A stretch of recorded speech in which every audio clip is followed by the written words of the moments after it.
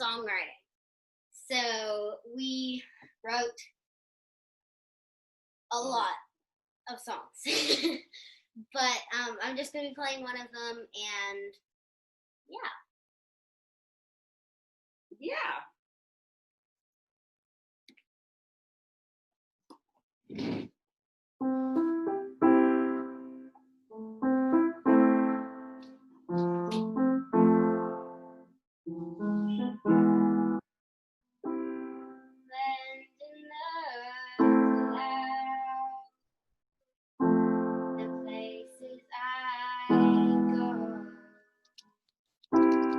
Disappear for hours, either on vacation or playing in the snow. I feel alive when I'm here alone, and I can't shake the feeling this is where I belong. Kings and queens rule, nights white and jewel, and it all sets me free. Treasures, life's a pleasure, and it all belongs to me. The people I meet all know my name. I walk down the street, and everyone stares. I feel so free, and I don't know why, but when I'm here, I feel like I could fly. Kings and queens rule, nights white and jewel, and it all sets me free. Yours for treasures, life's a pleasure, and it all belongs to me. I love my life here. I wish I could never leave. I love how it feels to live so high up in the sky. Oh, there's no strife here. People do what they want. It's a land full of dreams. Men can do what they can't. Kings and queens rule, nights white and true, and it all sets me free. Wars for treasures, life's a pleasure, and it all belongs to me. Kings and queens rule, nights white and jewel, and it all sets me free. Wars for treasures, life's a pleasure, and it all belongs to me. Kings and queens rule.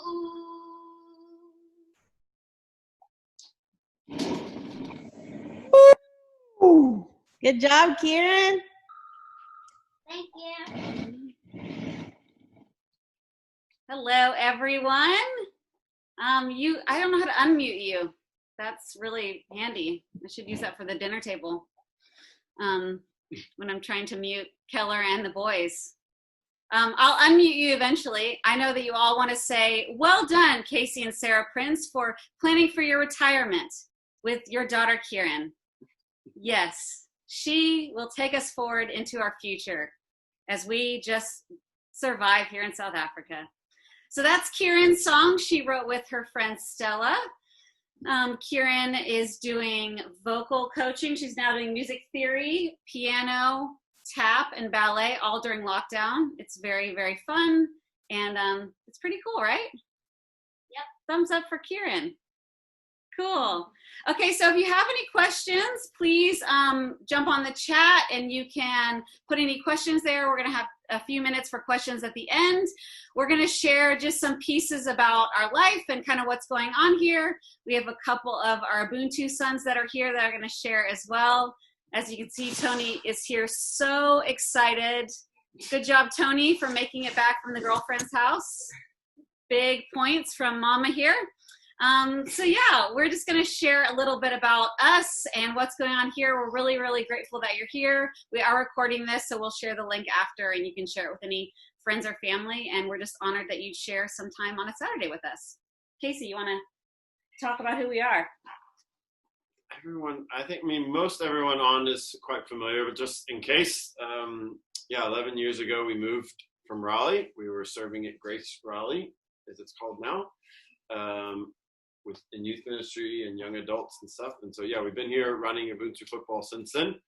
And it's been an amazing 11 years and really challenging and really beautiful and really hard. And it's been 11 great years. We live here in Ocean View. Thought we were getting rid of the dog, but the dog's tail just passed the screen. This is real life, guys.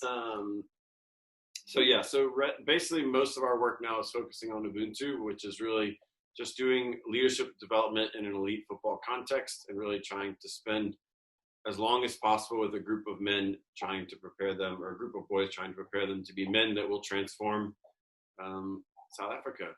And so far after 11 years, or really this is our 10th year of doing Ubuntu, it's been pretty successful and pretty exciting, and but also still really challenging and really enduring. So that's kind of the general snippet. So Kieran is now 11, just so you know, she's in grade 5. So she would have, if we were still in America, she would just be starting grade 6. So for context, and then Keller's in grade 2, which means he would just be starting grade 3 there. So he's in grade 2. And they're loving their lives, and Kieran has gotten to do more over the break than Keller because of technology. But we'll share about how Corona has affected us. Yeah, we are supposed to actually be in America right now, which is why we're having this. We're really grateful. It's actually crazy. We've been here for 11 years, but none of this would be possible without the generous support of our friends and family in America. And so there's also some South African friends on this as well. And we're just really grateful because we get to do this with so many people. And so it feels special to share that. So we're just going to share a little bit about what's going on in all of our contexts. But one thing that we're all sharing, and that is lockdown and coronavirus. Yes, it's here too. I think at one point we were like the 3rd most cases in the world or something crazy. Something crazy, guys. We're not America status, so don't worry. We're not trying to take your title, American friends, but it's been happening here too. And it's been a journey for us. It's been really strict here. So because our medical system and really just the political system here in South Africa is more fragile, there had to be more strict lockdown enforced here. So for a while, you could get a ticket walking down the road. You couldn't exercise outside. It was really strict. We've had 2 alcohol bans. So sorry, Dan, this is not the place you want to come to stay for a lockdown because you can't drink wine. But now things are beginning to lift again, and we're really, really grateful for that. Our cases are going down. We've learned a lot in lockdown. Keller, what did you learn in lockdown? Anything interesting?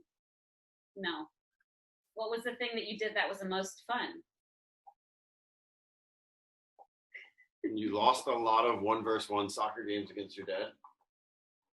He lost tea? We did lose a bunch of tea. We made a bet sort of towards the beginning of lockdown that if he beat me in one-on-one by my birthday in December, that I'll pay him $100 grand, and I'll pay him $100 grand, which is less than $10 every time he beats me since then. So so far he has not beat me. We just played this afternoon. You lost again. You're going too hard, he says. Keller plays a lot of soccer on the streets. We're really grateful to live in Ocean View during this whole thing because our neighbors really look out for each other. We hang out all the time. There's 2 families on our street, and the kids have all kind of just stayed home. And so these 3 families play every single day. So Keller has a lot of soccer that he plays, a lot of toy playing if it's not raining, and it's been really fun. Kieran, what about you? How's lockdown been for you? Great. What have you learned? How have you grown? I've learned to do a lot of baking, and a lot of crafting. Yeah. More than normal.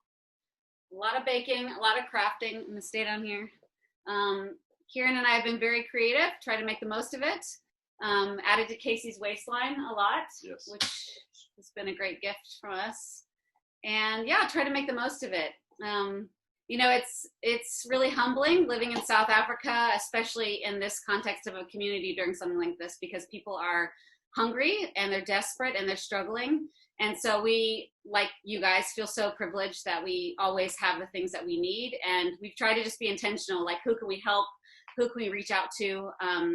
but also just making sure that we're still in a good place as a family and that the load here is light and there's lots of laughter and fun. So that's kind of what we've done over lockdown, but looks like at least this wave is slowing down here. So we're really thankful for a little bit of health in South Africa. Yeah. Okay, next up, Ubuntu. Is that what's next on our agenda? Oh, someone asked about school. I was going to just talk about schools here. Schools here have mostly been closed, but our kids are now back. They go to a high fee government school. So it's basically a public school with a high fee, and their school is basically on a hybrid system. They're back. They were back, then they were home, then now they're back, basically part-time, and we're thankful. So they're back and they're learning. Teachers run the world. Once Karen makes all her millions, I'm going to give it all to teachers. So sorry, Karen. Yeah. So basically, like here, the difference is like at a school like where our kids go, where they can do what's necessary and screen everyone and have social distancing. There's enough space, they're able to. But the struggle is like schools in our community, that's not happened. So the government had a phase in for education starting on June 1st. It was like grade 12 and grade 7 because those are like transitional years. And then they were kind of adding a grade over a period of time. So then it was like adding grade 6 and 11 and stuff like that. But then, so at their school, it happened much quicker. And then eventually everyone was there.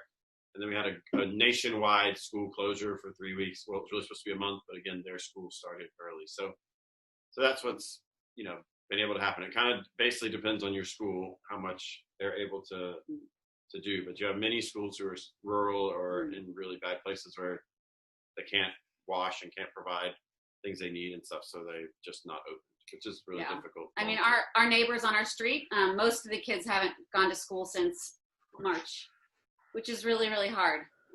So we're daily living with a reminder of our blessing and just, always asking God how we can help others.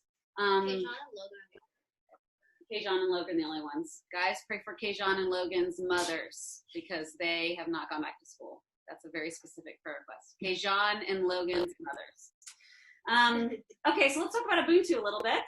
And we'll move over to these handsome young men that are in the background here because that's a part of Ubuntu.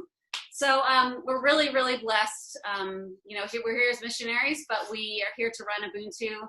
And it's been going on. People have been asked kind of like, oh, how's it going? Ubuntu is forging ahead. And a pandemic hasn't stopped us. It's just been a new evolution. We're really excited about that. Casey, what would you say about where Ubuntu's at right now? Yeah, I mean, so we finished in 2019. 2019 was the most excruciatingly difficult and beautiful year. I was giving someone a tour around the school the other day, and there's like this pile of trophies where we literally won everything we played in basically, but at the same time struggled to like even make it work sometimes and keep the doors open.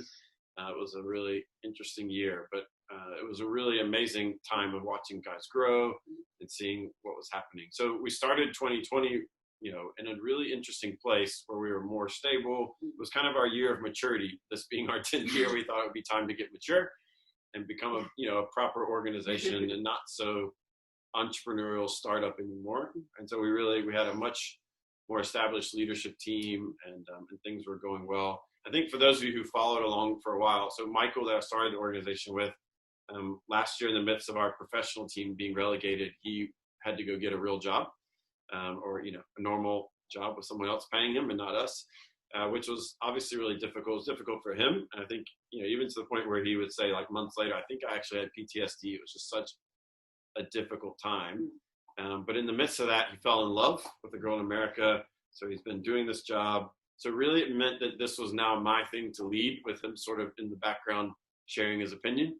But so it's been different where we've always done this together. It's, it's been a different sort of season, but the first quarter of the year was really, really great. I mean, like our team really came together. Our leadership team really led well. School was going well. The soccer stuff was going well. We had in that period had 6 16-year-olds or 15-year-olds chosen for the under 16 national team, which they were supposed to have a camp in March that obviously didn't happen. We had 4 boys, including these 2 that you'll hear from in a minute, that were supposed to go on trials in Europe in April. We were about to play in this big under 19 kind of tournament. So there was a lot of really good stuff happening on the field. So it was all first quarter of the year was actually really, really positive. And then obviously the virus hit. So yeah, I mean, basically when June 1st hit here, we reopened our school. Since it's private, we kind of had more flexibility to do what we felt. And so our grades 10 through 12 are on an online platform, which meant that they actually continued the whole time during lockdown. Once they had a break kind of around Easter already. And then basically once that was done, they had to go back. The problem is most of them don't have Wi-Fi at home or have their own computer. So we basically would they would watch their things on their lessons and stuff on their phones. They had gone home with enough of their books, and then we would just have to purchase data for them, and we would like send it on their phone, or we would send it to their phone and they would watch it on their phone, or they would use their phone as like a hotspot. So that was a challenging period. We were probably sending out 20 food parcels every couple of weeks for those who were really, really struggling. And so we just kind of figured out how to make it work in that period. And then when June 1st came, we reopened with grade 8 and 9, who we call our middle school, and then the high schoolers went. So we weren't fully at capacity yet, but we started with one group. Then the high schoolers went on a break as their term ended, and then we brought back grades 6 and 7. So we had 6 through 9 for a while.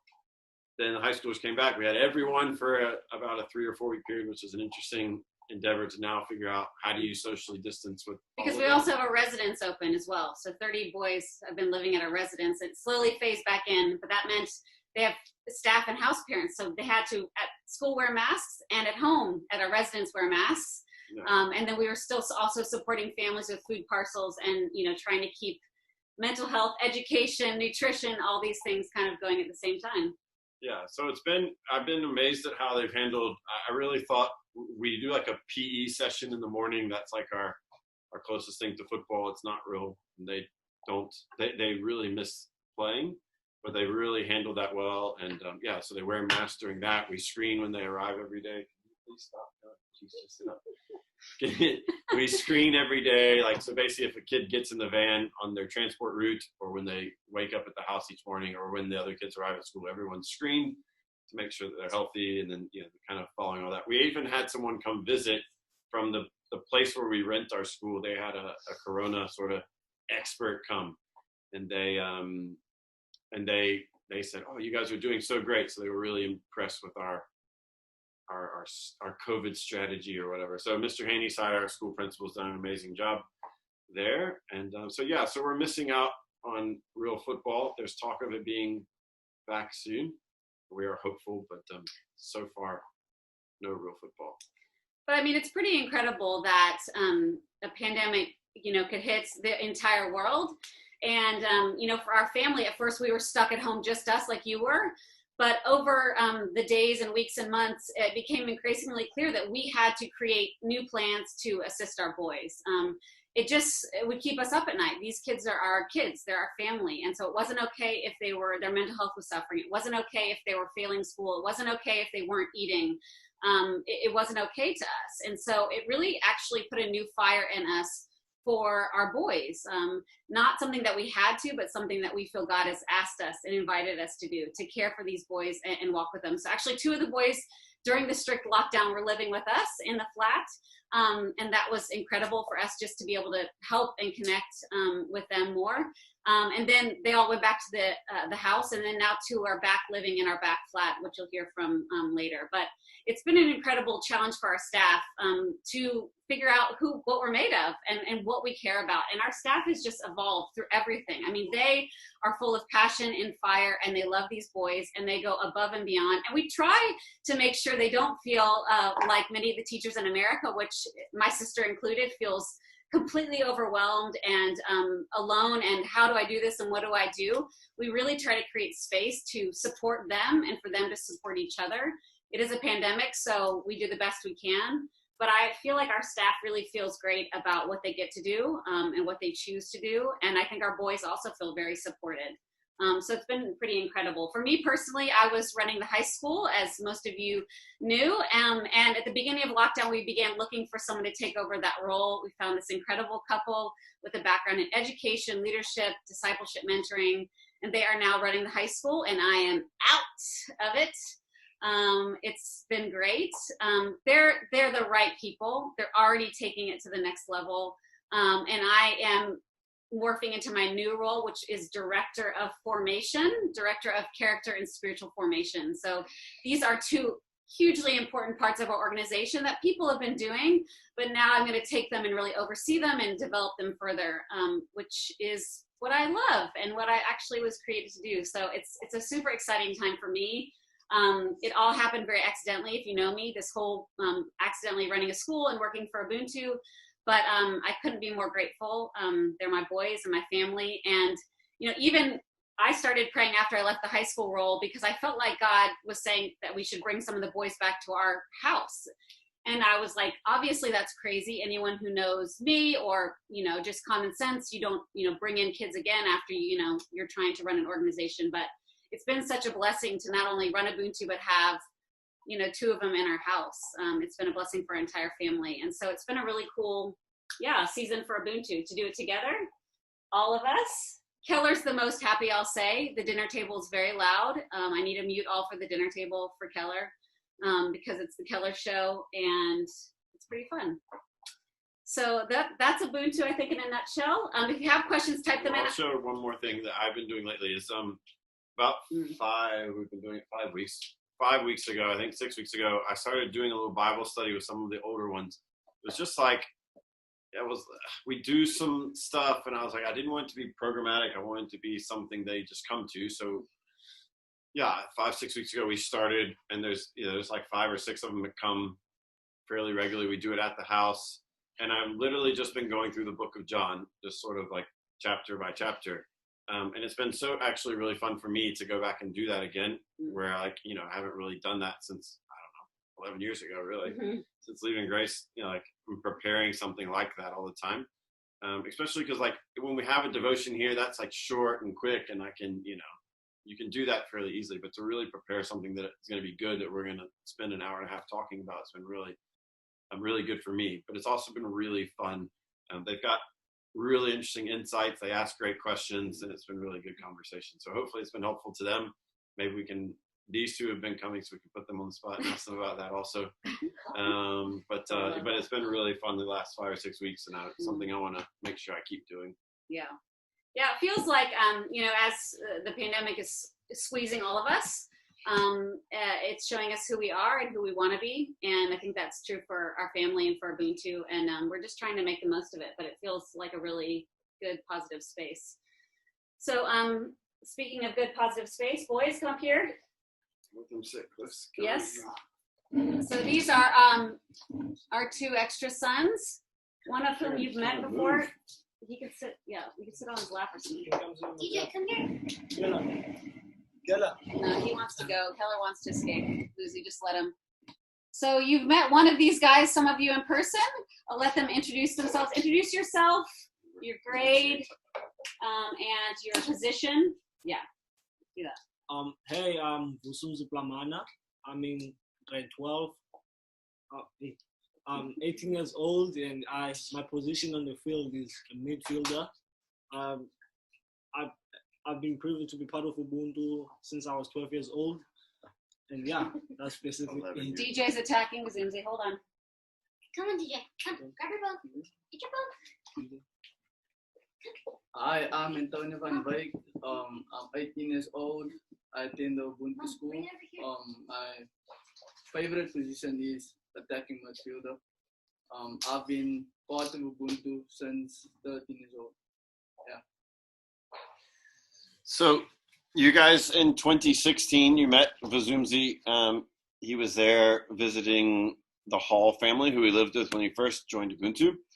And then, so he was a shorter, bigger head version than we saw some pictures recently and we were shocked by the size of his head compared to the rest of his body. But then in last year, it was this time a year ago, basically Sarah and Vazumzi were there again. So you've gotten to see this evolution of Vazumzi, which is interesting. Yeah. And then Antonio was the one who came and stayed with us during lockdown. And then Antonio and Vazumzi moved back now. So Sarah, you probably have brilliant questions. You wanna ask? Yes. Okay. So, guys, what does it feel to be grade 12, your last year? So they have like just a few months left until they matriculate, which is what we call graduation. How does it feel? Tell us.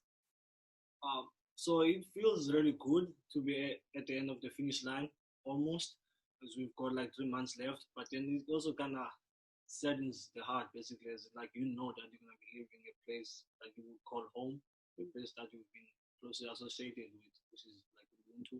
It's been a home for the past 7 years, and yeah, I'm really excited for like to finish, but then I'm not really excited to be leaving, as it's my home basically.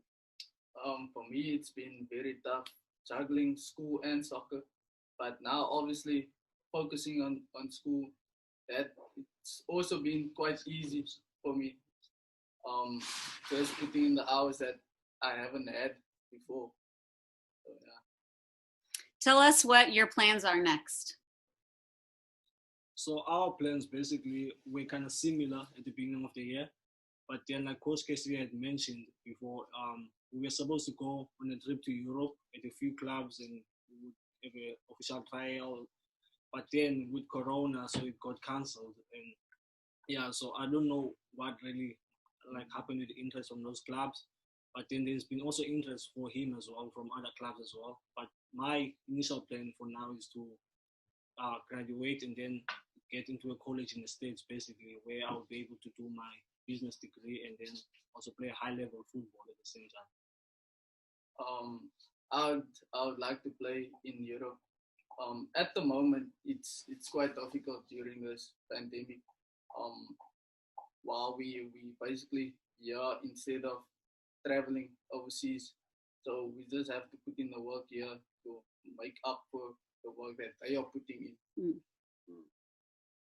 Casey, would you maybe quickly, I'm going to ask these guys, where are you going to be in 15 years? I'm going to ask you that. Okay, so I'm going to prep you. Casey, why don't you just quickly, like really succinctly tell them about the dual dream idea that we're developing, and then we'll lead into this answer. Yeah, so I think what's been neat about the slowdown of everyone's brains during this is that, like, for our coaches especially, they have not been as busy. Obviously, our teachers are full on, but the coaches haven't been as busy. And so one of them, Dave, is like, I think it's allowed his heart and brain to like think and dream about some things.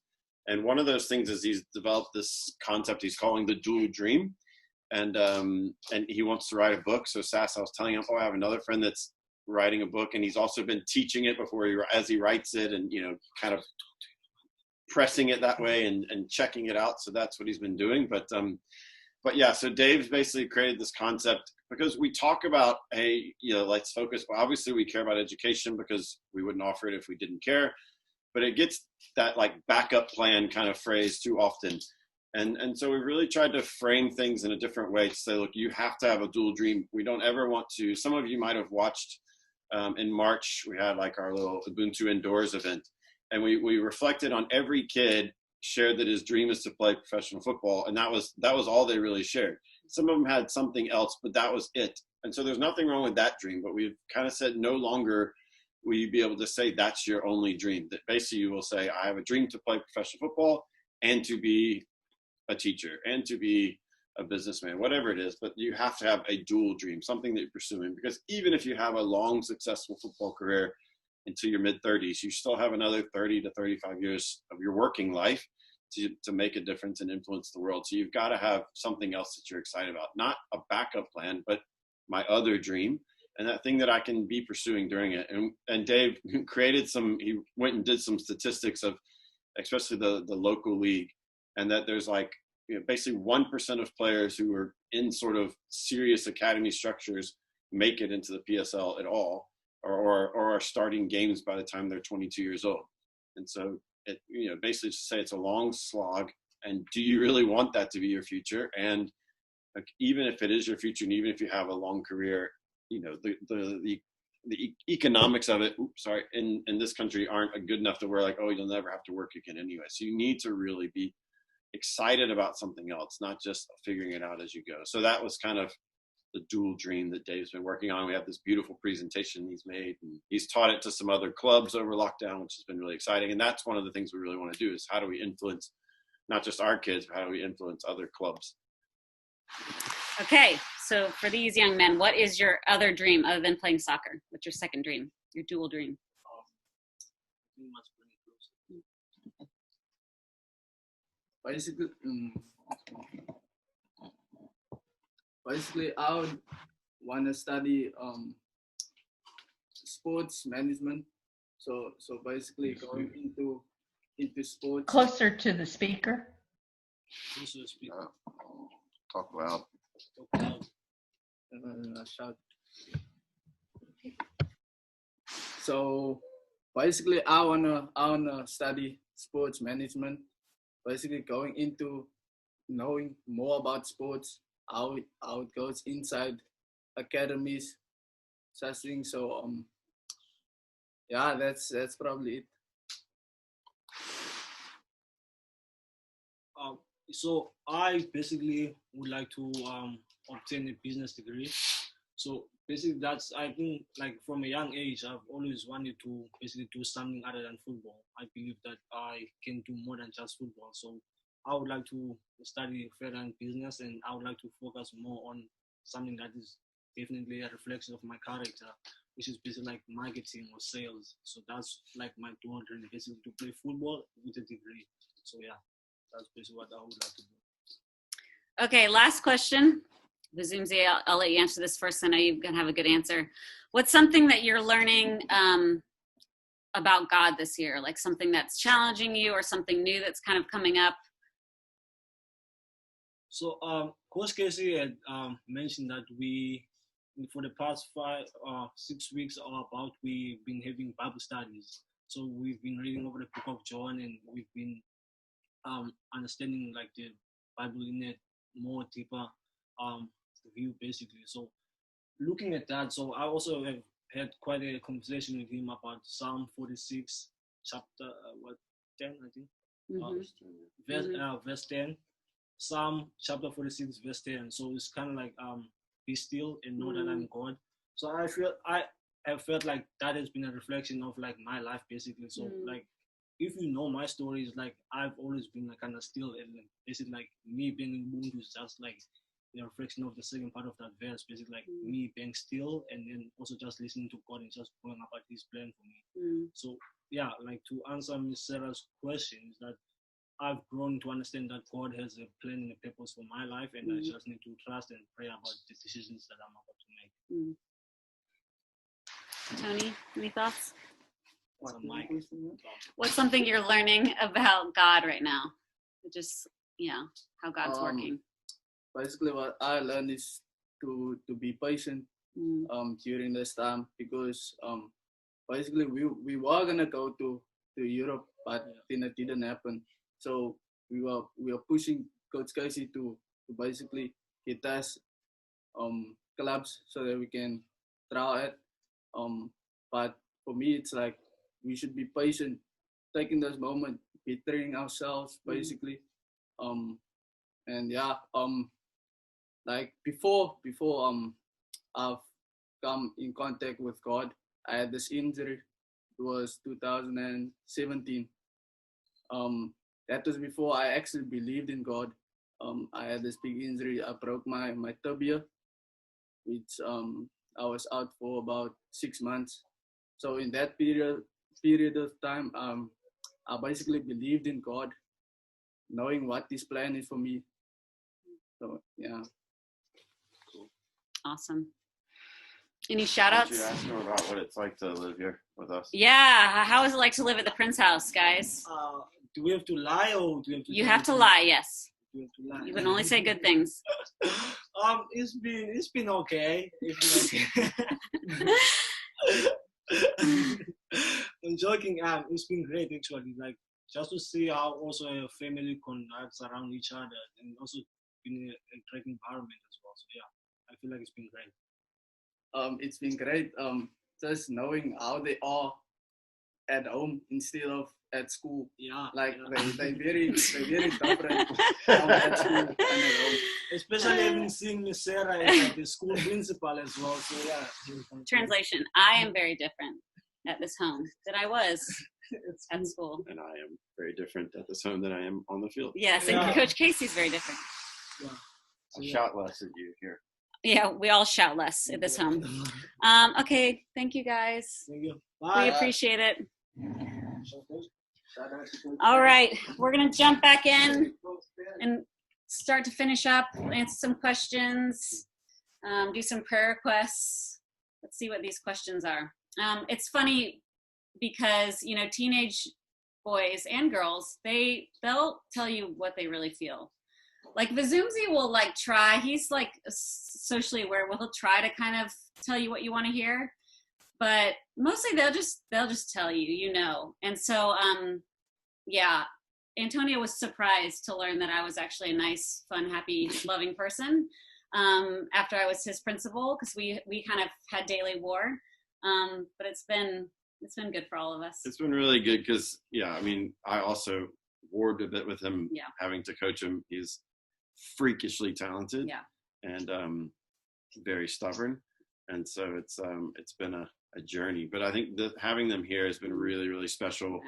I think in a lot of ways it's made Ubuntu like our family's thing, where for a long time, you know, not in some ways, but for the kids, I think it felt like, oh, that's dad's thing, and then it was mom and dad's thing, and I think now it's our thing. So I think it's really brought it close, and they've loved it. And Keller loves having them come play street soccer with them because they're really good, and then they destroy everyone, and so he feels like the boss. So it's been really, really nice having them here. It's been really special. I think it's especially like it's this important time where they're really wrestling with what's ahead and what's their future, and so I mean they're going to continue to do really well and do big things. So for those of you in Raleigh, it's very possible that Wazumzu will end up at NC State, unfortunately. But that's kind of, it seems like the school with the most interest.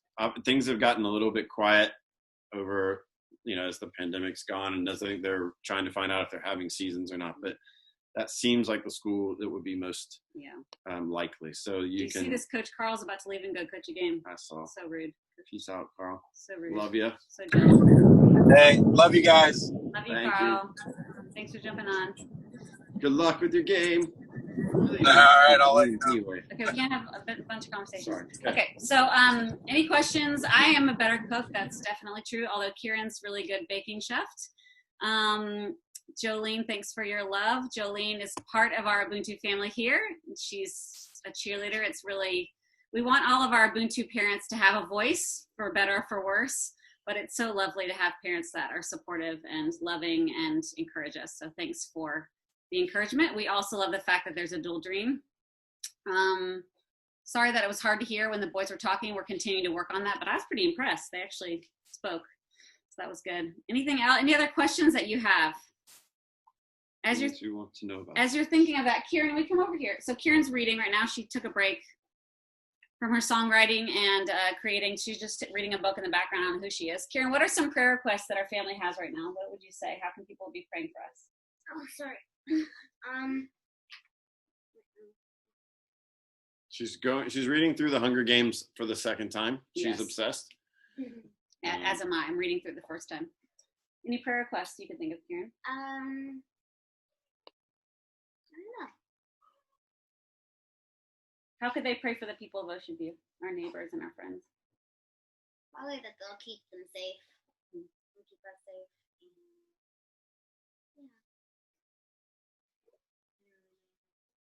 Deep. Keep us safe. Yeah, keep our neighbors safe. Any other prayer requests, Casey? We always want to be praying for our granny. Our South African granny is, great question, Suzanne. Our South African granny obviously couldn't work with us for a while, but she's back and she's healthy and she's good. But we're always asking for prayers for her because she is a cornerstone in our home. We love her very much. It was hard during lockdown without her. It's like really, we need her spirit here. We just need her spirit. We need like her presence in our home. The violence has been better. Suzanne just asked that. We've had continued issues. All the communities have in South Africa, in Cape Town specifically, violence, often because of gangs and the drug wars are a problem. So that was a problem. It was a heightened problem in Ocean View for a bit, but things have really calmed down. I think in most of the communities, things calmed down and there was a lot of just peace between gangs and rivals and over a lockdown. I mean, people have less money, so they buy less drugs. but we'll see. I think it's gonna. I think it's going to continue. The good thing is that people have been putting a lot of their energy into helping each other. So there's all these soup kitchens in Ocean View, and it's always people, it's not the most wealthy people, it's people from the community raising money to feed their neighbors every single day. You can go, Reed. So as you see all over the world, here in Ocean View, you've seen a lot of good and a lot of people just, helping each other. Karen has an ask at the end. Okay. So Carol asked about rescheduled. So our plan is to probably come next July, right? Karen, it's July. Mm-hmm.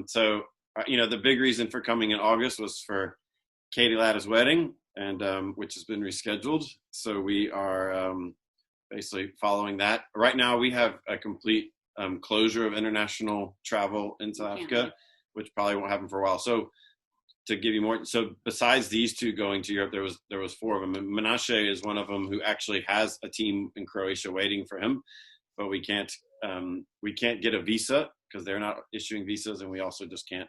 We could probably get a flight if we could get a visa. So this is causing some concern, and he is less patient than these two, talking about like, oh, it's okay, we'll just handle our business. Menashe is getting depressed. Yeah. He is definitely eager and ready. But so that's kind of our plan, is hopefully next July. Yeah.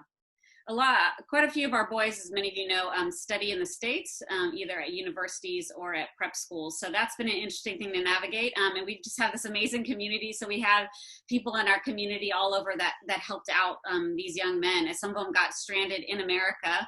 Some of them chose to, some were trying to get back to be home in South Africa, but got stuck in America. So we had a lot of people just kind of pitch in and take them in. Most of our boys are going to be here for the fall, for the American fall, studying. I don't know. About half. It keeps changing. So there's 12 total that should be studying there now. 5 of them are there, right, Karen? You know better now. 5 of them are still there. Yeah. One of them is trying to come home in September because his school is completely online at Dartmouth, but the other ones, I think, are going to stay till at least Christmas. And then the ones who are still here are trying to get there, but their schools are also they're offering online, so they don't have to come. They don't have to be there. They can continue to do their stuff. But it's difficult because the big reason why they're there is to hopefully be recruited by schools more easily. And so if there's no football there and they're not there, that's going to be more difficult. And so I think they're a little stressed. One of them he was celebrating because his visa appointment got moved up from the 30th of September to the 1st. So I think he's obviously still trying to go as soon as he can. But so there'll be 12 of them there. And we have a great little team we've created of the U.S. Player Care Group. Yeah. So if anyone wants to help with that. But we had some amazing families take boys in this year. Many of them we had no idea. We had never met. It was like someone hooked them up with someone, and they've all had amazing experiences. So we're just thankful for that family growing and people taking great care of them. So it's a cool thing that's happening. So our prayer request would be, just as we pray for your family, just safety for our family so that we can keep doing God's mission here. I think, there's so much need. So we just want to continue to be wise and make sure that we're saying yes to the things we're supposed to say yes to, and also, trying to stay healthy ourselves. So not overexerting ourselves and doing too much. So just wisdom for us, wisdom for Casey. And then how to reach out and help those in our community. I think those would probably be our prayer requests. And then, finally, just that God would continue to provide what we need so we can do this. We fundraise in the States for our family to do everything that we do here, all of our livelihood. And then about half of our funds are raised in America for Ubuntu. So it is difficult. Casey was supposed to be there also in March for fundraising for Ubuntu. And then we were supposed to be there now. So that is a challenge, not being able to be there in person and share our stories and share what's going on. So we just really pray that all of you and the people that we know would just continue to give and participate and support us. It's hard because we wish we were there to share these stories, but while we're here, every day something new happens. There's another conversation. There's another place of ministry. Just before we jumped on, I was doing some counseling with a couple who lost a 7-day-old baby a few weeks ago, an Ocean View couple. And so they asked to come today so I could counsel them again. And so these are the things, and I did the funeral 3 weeks ago, and then they asked to see me again today. So these are the things that, because we are here, we get to do. And they're the people's lives that we get to be a part of. And we just count it such a privilege. So every day that we're here and we can't be in America, we're really, really grateful. But it doesn't happen unless people support us and jump into our mission and our vision. So we're just really grateful to connect with you. Grateful that you pray for us, you support us, you share our story, and we just pray that you keep doing that. Yeah. Kathleen asked a question about girls. Yes, please ask a question. What is it? I didn't see it. So Kathleen Girls, asked if we ever great have girls that are question. interested in playing. Kathleen. So it's an interesting, it's something we were dipping our toe in the water, so to speak, up until lockdown. So we hosted 3 kind of clinics at a local school that it was kind of partnering with them and trying to just see what that meant and what the interest was. And then the plan, and like when they came back for term 2, which would have been in April, was to kind of start like a girls sort of training program, and they would it would have been revenue generating from some girls, and then hopefully then there would have been girls who, you know, would kind of be scholarshiped into the program. So there was a group of girls who wanted to be playing but could afford to pay for it, and that would allow us to do it for the others. So we were kind of exploring it, and it's something we continue to wrestle with of, what's our real call, mission? We've always felt called to raise up men, because that's the real people who are, you know, who aren't leading in this country. But we continue to wrestle with, well, is raising up leaders, that's not really a gender specific thing. So should we not actually? So, but then I get freaked out about, well, we're struggling to keep the doors open where we are. So it's something we wrestle with. One exciting thing that's happened over the last couple of months is we've started this network of other academies in Africa that are similar to us, who care about education and sports, and you know, and character development. So there's one in Lesotho, one in Malawi, Uganda, Liberia, and then in Cameroon there's another little thing. There's Kylie's Ghana connection. They're like the Godfather. So they're like, they came to the first call, but then they don't need to be there anymore. They were there to like encourage us. But no, so it's been really good. So we've called it AFAN, so the African Football Academies Network. But they are all doing more girls than we are. So I'm challenged in those conversations. And so it's really exciting. I think if we did it, we would do it up until a certain age. And then the goal would be to send them all to America, because for girls soccer, it's certainly the Mecca. So it's, it's something we wrestle with. Yeah. And Kylie will continue to advise us. So, thanks, Kylie. So, stay tuned. So pre-corona, we were on our way to exploring it more deeply, but we'll definitely pick it back up. So it's a great question. Yeah. Well, can you share about being a warrior woman, or can I plug it first? Guys, the weirdest thing is happening. I accidentally got asked to do this weird thing. Okay, so we've been last year we won this Engine Champ of Champs, this like national tournament. It's like the biggest thing in South Africa, and we won it with under 18. So these 2 boys, Vazumzi was actually player of the tournament, and Antonio scored the winning goal in the final. And Antonio was Menashe, I don't know. They basically won all these awards. But so in the midst of it, Engine is like a big gas station, like petrol company, so like BP or Shell or whatever. And so they were a sponsor. They were like the title sponsor. And so I kind of got connected to them, and I was like, okay, I'm going to push into this. Their corporate headquarters is actually here in Cape Town. So I went back and met with the sponsorship person, you know, a few weeks later, and she's amazing.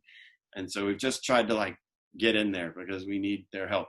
And then a few weeks later, they first invited me to the Sports Industry Awards, and I couldn't go. So I sent Sarah. So now she and Bulela are like bosom buddies, and Luke and Jesse, who play in Johannesburg professionally, they went as guests and stuff. So it was like one of those swanky like dinners where she had to like dress up, and they paid for it and everything. So now I've continued to try to bug them, but I've not been all that successful with Bulela yet. Obviously Corona hasn't helped. But then last week they called and said, would your wife like to be a part of this thing? And I'm like, shouldn't it rather be a South African woman? They're like, no, we have those 2. We really want her. Yeah. So I was woman of color. I also protested, a woman of color. So I just said, here's her phone number. You can convince her. Now you can tell them. So I'm a part of this warrior woman group, and I think I'm like the lead speaker on this conversation on Tuesday that's going to be broadcasted. It's like the main radio station, and then Engine, the petrol company. And it's Women's Month here, so there are all these women. There's 12 women they've chosen to speak about what it means to be a warrior woman. So I'll be speaking about empowering yourself, but specifically gender-based violence. which is a heavy topic and a really difficult problem here in South Africa, as all over the world. So it's really bad here, but I went to like a real photo shoot yesterday where they did my makeup, and I did an interview. I'm going to do an interview with a robot later this week. Stay tuned. This is all very true, but it's just exciting. So, I mean, I literally had to try to get her to tell me what my title was, because I don't even know why they asked me what they think I am or what I do. But I'm honored to share about Ocean View and the warrior women that I walk with every day, the women that I get to be discipled by and with and for.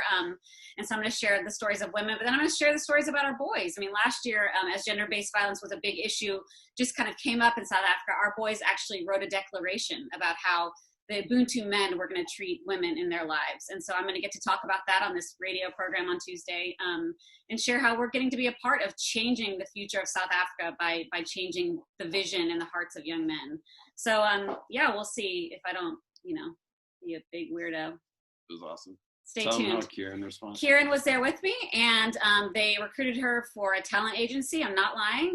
She basically coached me the entire time. She got her makeup done. She literally coached me the entire time. They literally have asked me to contact a talent agency. So who's surprised? She also knows about robot interviews. She also knew about this. So okay, Jolene, I'll send the link. I'll send the link live, but then I'll send the video when it gets done. But it's like this, this thing. So these incredible women are going to be on the panel, and I can't wait to learn from them. And then hopefully I say something helpful.